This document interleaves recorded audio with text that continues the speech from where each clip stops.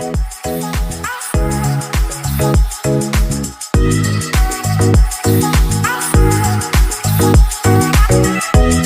gente, boa tarde. Queria fazer uma pergunta a vocês. Vamos lá.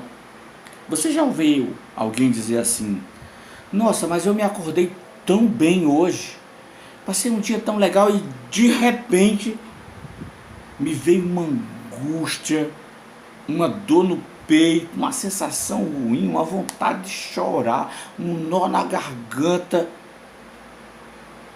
Já viram pessoas falar isso? Você mesmo talvez já possa ter experimentado isso.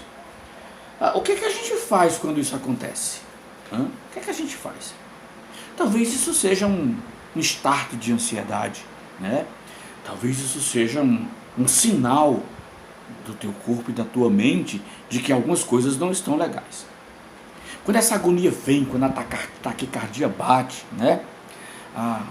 Eu vou conversar um pouquinho com você hoje sobre o que a gente pode fazer e o que é que a gente não deve fazer. O que é que a gente deve fazer e o que é que a gente não deve. A primeira coisa, quando essas coisas começarem a te inquietar e você achar que isso vem do nada, na verdade, nada vem do nada, né? Então não comece a lutar com isso. Não comece a querer fugir disso, a tirar isso da cabeça, né? Isso é um sinal que o corpo, é como se fosse uma dor de cabeça que denota que alguma coisa física não está boa, é um sintoma. Isso é um sintoma de que alguma coisa emocional não está tão encaixada. E não tenta fugir disso, né? Não luta contra isso.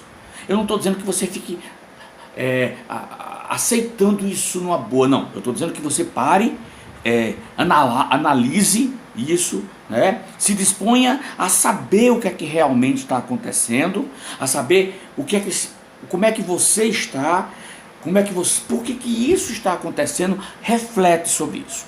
Se isso estiver suave, se estiver não tão intenso, você vai fazer isso. Mas se isso estiver muito intenso, o que é que você pode fazer para sair dessa agonia?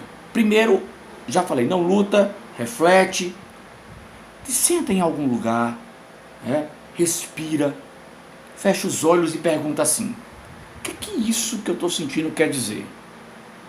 Veja, analise lá dentro do seu coração. Veja se você mesmo se sente apoiado, se você se sente confortável com você, se você sente que você se apoia, que você se estimula. Perceba isso também. Veja o que você está passando no momento e comece a levar a sua mente para um lugar seguro. Comece a imaginar. Imagine um lugar que lhe dá muita calma, lhe dá muita paz, né? E ao invés de dar evasão à agonia, à dor, de ficar se desesperando, de começar a alimentar o desespero, respire. Faça aquela respiração, sabe? Que a mulher, quando está para ter neném, faz. Cachorrinho. Porque isso vai te levar muito oxigênio para o seu cérebro.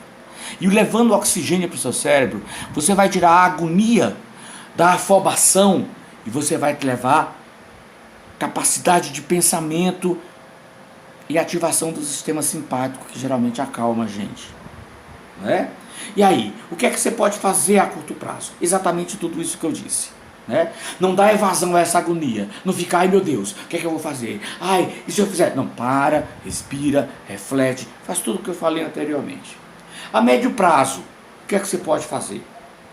Comece a criar o hábito, sabe, gente, de anotar os seus pensamentos. Alguns pensamentos que lhe vêm durante o dia, né? Comece a identificar de onde esses pensamentos estão vindo. Comece a perceber, por que eu estou pensando tanto isso? Anote os pensamentos que costumam ser recorrentes, que se repetem. Porque acontece um pensamento hoje, outro amanhã, eles são pensamentos parecidos, a gente não anota, a gente acaba não lembrando que lembrou, que pensou. Porque aí com isso, você começa a tentar analisar e ver quais são os pensamentos automáticos que estão chegando na sua cabeça. Pensamentos que vêm automaticamente. E se você começa a detectar que determinado tipo de pensamento está sendo repetitivo na sua mente, você começa a identificar também, vai ser mais fácil identificar quais são as suas crenças, como é que você está vivendo, quais são o que é que você acredita que é bom ou ruim para você? O que é que você acredita que você deve ou não fazer? Quando você conseguir identificar algumas crenças e alguns pensamentos automáticos, você vai começar a perceber que você vai deixar de fugir de você.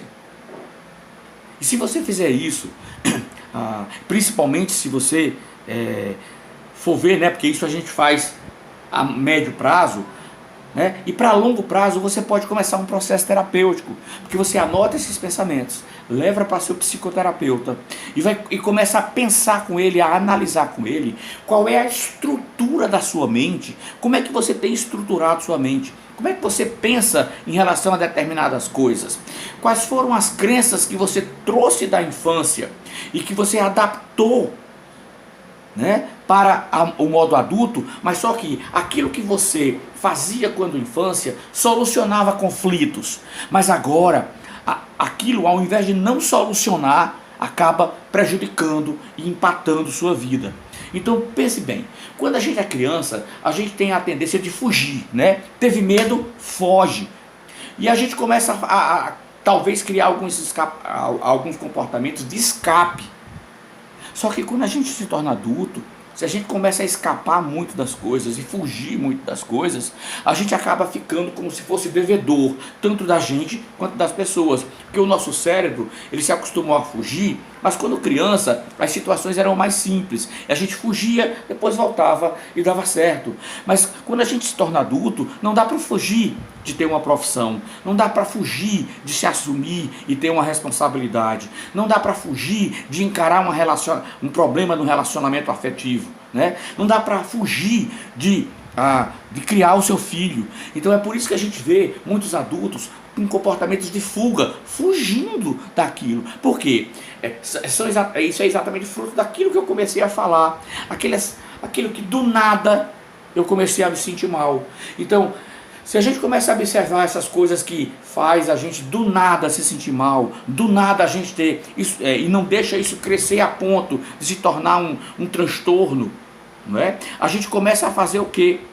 A gente começa a cuidar mais da gente, a observar mais pra gente. E consecutivamente, quanto mais eu me observar, eu vou ver os meus pontos negativos e os meus pontos positivos. Na verdade, eu gosto de dizer os meus pontos funcionais e os meus pontos disfuncionais.